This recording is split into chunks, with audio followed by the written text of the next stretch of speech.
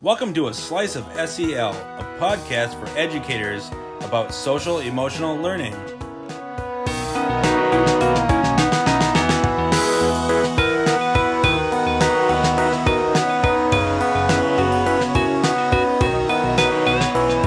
Welcome to A Slice of SEL. We're the SEL services team at the St. Croix River Education District. I'm Nick.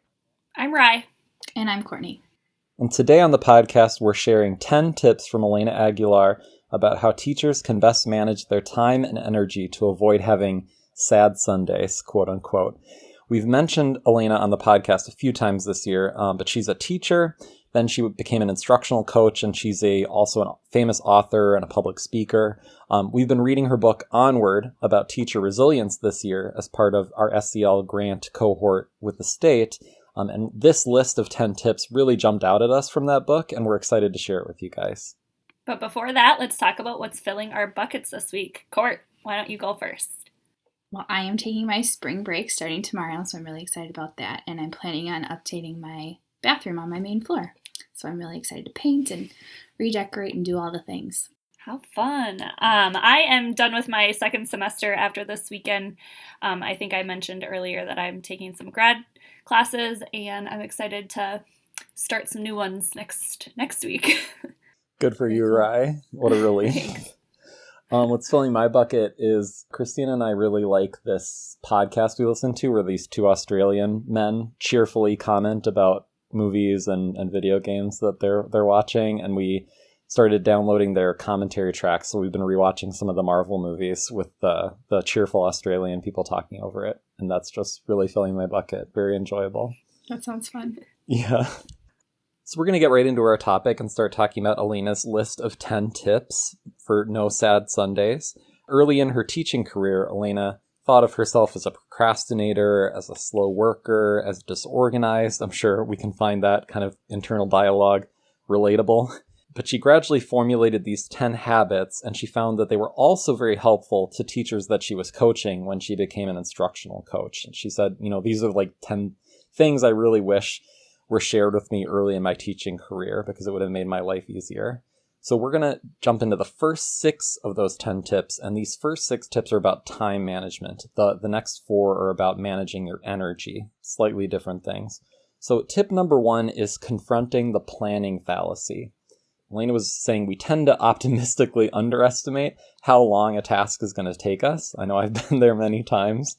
So for example, final grades are due in 2 or 3 weeks, and I push off working on that because I tell myself it's not going to take long. And we forget or we underestimate the technical glitches that we're going to run into with the grading program, kids turning in projects last minute, et cetera, et cetera. All those things that end up taking this project or this task that could be pretty quick and make it a more realistic, longer length. So as a result, we can find ourselves cramming, and we might have to work all weekend to finish grading last minute. So I like Elena's advice about this. Her simplest advice is she takes her first gut estimate of how long something is going to take, and then she doubles that. So for example, if she thinks it's going to take 10 minutes to call a few parents with positive phone calls at the end of the day, she plans for 20. And if she finishes early, then she feels really successful and efficient, like, yay, I got done early, instead of, running late all the time because we underestimated it and constantly beating herself up because, when something takes longer than expected, you're like, oh, I'm running behind, I'm so inefficient, I'm disorganized. So she tries to double that first estimate and avoid that planning fallacy. Tip number 2 is to chunk it. So we're all familiar with this because we teach it to our students. But for us, it's just breaking a large project into or task into smaller, easier to complete steps. So this helps us with procrastination because we're not as intimidated to get started. And when we sit down to work, our goal doesn't have to be huge. It doesn't need to be, finish writing that whole special ed eval report. It can just be, finish the academic section of the report.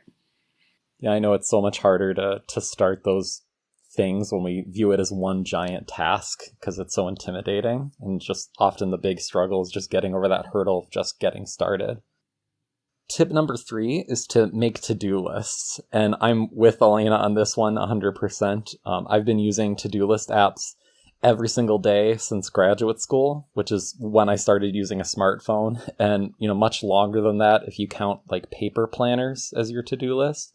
So at the end of a meeting or conversation, personally, I'm just always pulling out my to-do list app on my phone or on my computer and jotting down the few tasks and then scheduling them for the day that I want to work on them.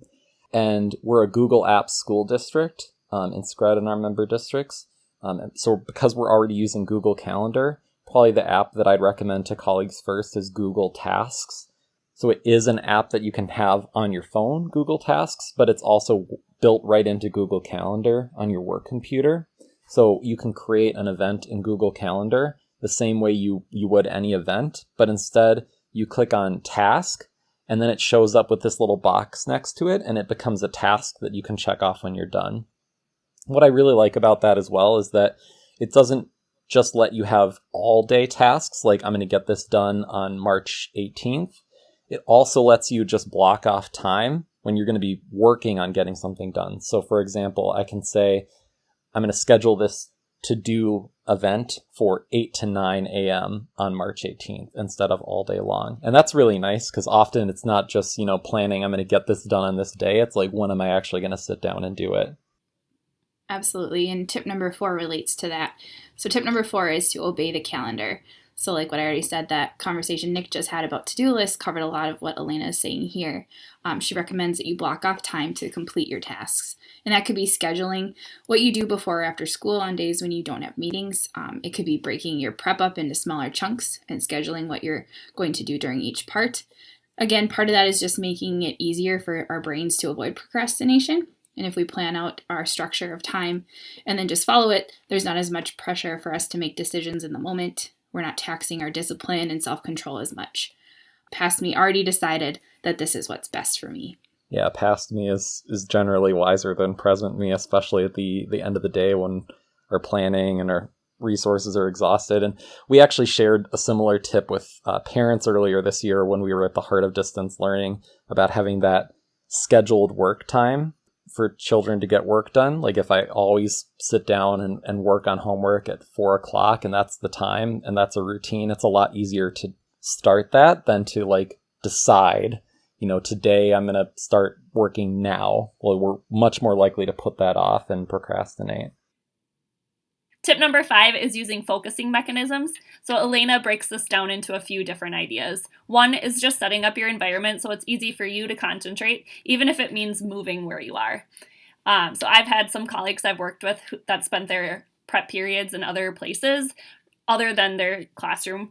This made it just easier for them to concentrate, and especially it's nice for on days when you need to get some extra work done to stay ahead. And you being less accessible to others, especially if they know where your prep is or have a common prep with you, can alleviate some of those distractions. Another idea Alana talked about was chunking your work period into work time and break time. The idea is that if we try to work and concentrate for too long continuously, we'll burn ourselves out and we're more likely to give up and procrastinate. Elena also mentioned that she's written all of her books in 45-minute increments because she'll set a timer for 45 minutes of work time, and then when it goes off, she'll take a break for 5 or 10 minutes and then come back. Yeah, I know that's another tip that we've shared with students before, like the Pomodoro technique is one word for this. Pomodoro is like the Italian word for tomato, and it's named after like this tomato-shaped timer that the person came up with it used. But that idea of like, hey, I'll set a timer for this amount of work time, 20 minutes, 45 minutes, however much you can focus, then take a short little break to reset, and then you come back, and then you end up being more productive because you're not burning yourself out, just kind of quitting. Tip number 6, the last tip for time management, is to stop multitasking. Easier said than done, right? But our brains actually can't multitask. I know I've talked to a couple high school students about this before, and one analogy that they've liked is comparing our attention to a spotlight. We can't point that spotlight at more than one place at once. So when we're quote unquote multitasking, we're really just trying to move that spotlight back and forth super, super fast. So turning on Do Not Disturb on your phone and then physically putting away your phone is one example of like a tactic to help you avoid that multitasking and having your attention being pulled in a bunch of different directions. I am so guilty of this one all of the time. That's why when some people, another example is like when you have a task to work on and you open up a new Chrome browser or Explorer browser, whatever browser you use on your computer, and only have the things you need to do that task, just to help you get less notifications for your email and all those little things that can pop in and just pull your attention away. I love that. Elena's final 4 tips are about energy management. So tip number 7 is to pause and renew. So every 90 to 120 minutes, Elena recommends taking a few minutes to disconnect completely. If we've been focusing and on task for that long, we start to yawn and get restless, and we need our own brain breaks. One point I love that Elena made is that the length of time of this break isn't as important as the quality of the activity we engage in. So it could be talking to a teacher friend down the hall about a non-work topic, could be listening to a pump-up song, could be taking a short walk, just a short brain break. Yeah, I love that idea that it's not, so much the length, but just the quality of what we're doing to help us pause and renew. Tip number 8 is to get the hardest stuff done first. So if we save our most mentally taxing stuff for the afternoon, the end of the workday, we're more likely to procrastinate and push them off, or be absolutely miserable while we drag ourselves through them if we absolutely have to get them done, by the next morning. Our brains just aren't as fresh at the end of the day, and we have lower reserves of self-discipline by that point. So this is tough to widely apply for teachers, this kind of tip, because teachers tend to have little or no control over their schedules. And that's one thing I find generally early in my career. I would be reading articles all the time about productivity tips, and so much of them were aimed at the private sector. And it was like, 80% of this doesn't apply to teachers at all. It was really frustrating. So I like that Elena made these tips just for teachers, but mostly what she was thinking of for teachers when she wrote this out and how it applied to her as a teacher is, teachers do bring work home. Teachers do work on the weekends. So that's the first example Elena brought up. So she says, if I can try and push through that hard stuff and start it on a Saturday morning or a Sunday morning, it's much more likely that I'll get it done faster and just get it out of the way versus saving it for Saturday or Sunday evening. Because if it gets to that point in the day, I'm much more likely to procrastinate and push it off and get it done slower and drag myself through it if I actually have to do it. Number 9 is to enlist company. This, might sound a little bit counterproductive, but if you have a colleague who is focused and won't pull you off task, their mere presence can actually help you be more productive. They don't have to encourage you or coach you, but just their proximity and you seeing them work gives you an extra oomph to help you get your own stuff done. So if you're fortunate enough to have a common prep with someone who fits this bill, try to buddy up and work in the same room. For example, my first year of teaching, I shared a room with someone, and it was nice for the ideas that I just described, but also nice to have someone to bounce ideas off of and ask questions if needed. I love that one. Yeah, and I think the distinction to draw here where it's not counterproductive is in your earlier example, Rye, when you're talking about, like hiding during your prep so that you can be more productive. You want to think about like what the dynamic is with the people that you might be sitting alongside, because you might have a great friend who you just tend to like socialize about non-work topics with, and that probably won't help you be productive. Where just if you have someone who you can sit alongside and you know that they're going to be kind of zoned in and it's going to be that kind of passive encouragement for you to be productive, that might be helpful. So just pay attention to like how it's affecting you. Yeah, that's exactly what I wanted to say. All right, and tip number 10 is to celebrate small wins. So sometimes I wish we could go through life and just see the progress bar from video games that pops up when you're working on a mission. Elena encourages us to keep visual reminders of the good work we've done in our eyeline, such as a stack of graded essays. She also encourages you to give yourself mental pats on the back. So for example, if you finish a task and check it off your to-do list, pause and remind yourself, hey, I'm focused and I'm doing great work. One thing that I do that might be, silly, but if I do complete a task and I didn't have it on a to-do list, I purposefully make a little post-it of it and put it up on my calendar so that I remember that I did do it and I was productive, even after the fact. Yeah, I think a lot of us do that. Like I will add something to my to-do list after I've done it if it wasn't on there to have the dopamine rush of checking it off. And that's those hormones are really important to keep in mind, because back to the multitasking idea, one thing that happens when we check social media is get that dopamine rush, like, oh, I got a like, and we need to recreate that in other places. So checking off something off your calendar, your to-do list, does give you that tiny little dopamine rush of being productive. Right on.